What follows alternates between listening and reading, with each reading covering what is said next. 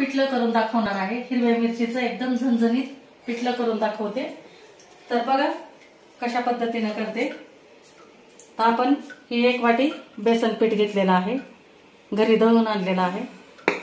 नंतर कांदा, थोडासा छोटा कांदा कट करून घेतला, थोडासा 2-4 पाकळ्या याचं लसूण ठेचून घेतलेला आहे। नंतर 4 मिरच्या, हिरव्या मिरच्या, त्याच्यामध्ये थोडासा लसूण आणि जिरे हे बारीक असं ओबडधोबड जाडसर वाटून घेतले। थोडंसं कोथिंबीर आहे आणि एक अर्धा टोमॅटो घेतलेला आहे। तर आपण आता चालू करू रेसिपीला। तर सर्वात अगोदर कढई गरम झालेली आहे, 2 चमचे तेल टाकून घेते।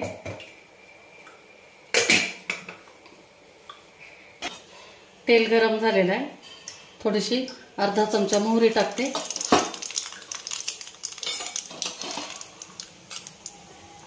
मोहरी छान आता तडतडून फुलायला लागलेली आहे। हे जिरे टाकून घेते। जिरे कमीच टाकायचे आता, कारण याच्यामध्ये मिरचीमध्ये वाटलेले आहेत मी। हा लसूण 2-4 पाकळ्या ठेचून घेतलेला आहे, तो टाकून घेते।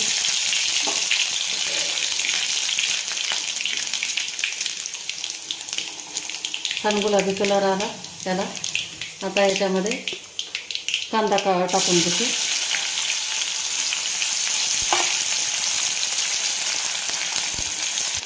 हे कांदा थोडासा एकदम गुलाबी होऊ द्यायचा नाही, थोडासा उगी नरम होऊ द्यायचा। आता याच्यामध्ये ही हिरवी मिरची, लसूण आणि जिरे वाटलेलं त्याचं वाटण टाकून घेते।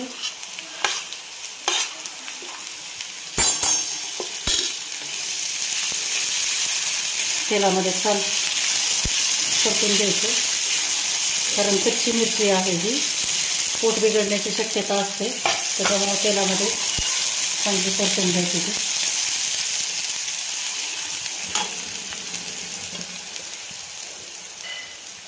अर्धा चमचा हळद टाकते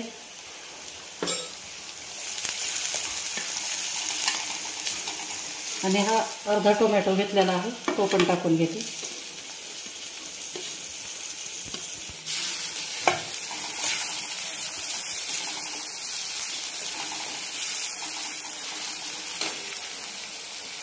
थोडंसं मीठ टाकते, टोमॅटो नरम होण्यासाठी लवकर होतो, एवढी थोडंसं घेतले।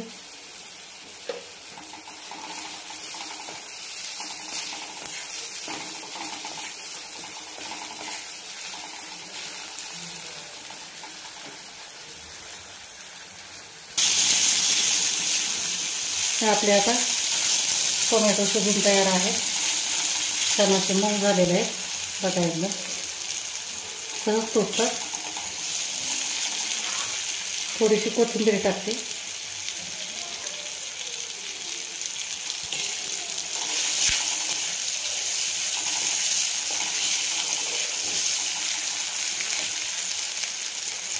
आणि आपल्याला पाहिजे तेवढं पाणी टाकून घ्यायचं, बेसन करायचं, जेवढं करायचं असेल तेवढं। एक अंदाजाने मी टाकते, तुम्ही तुमच्या अंदाजानुसार टाका।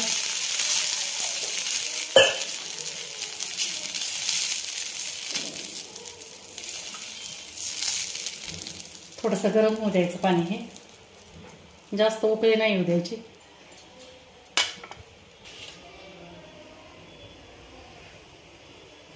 चाखून बघितलेलं आहे मी, मीठ कमी आहे, त्याच्यामुळे थोडंसं अजून अर्धा चमचा मीठ टाकते।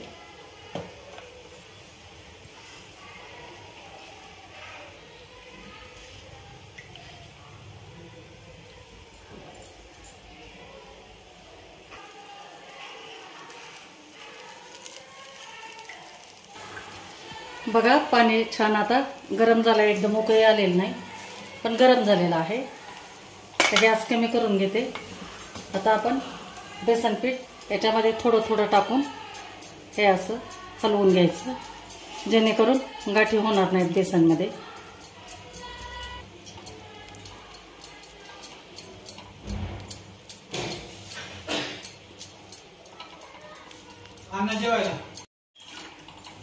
हे अशा गाठी फोडून घ्यायच्या, एकदम कंटिन्यू ढवळत राहायचं याला।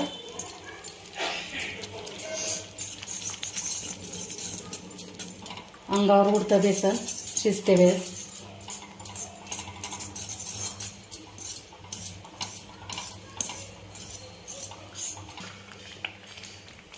हे बघा आता बेसन छान एकदम रट आपलं शिजायला लागलेलं आहे.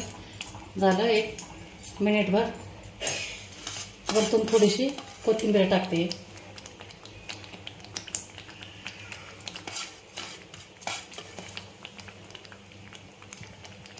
छान मिक्स करून घ्यायचं.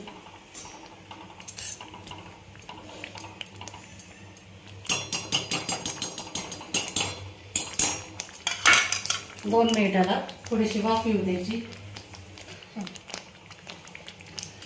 झालं आता बेसन झालेलं आहे. एक खाण्यापूर्वी 2 मिनिटाला थोडंसं झाकून ठेवायचं. तर मैत्रिणींनो,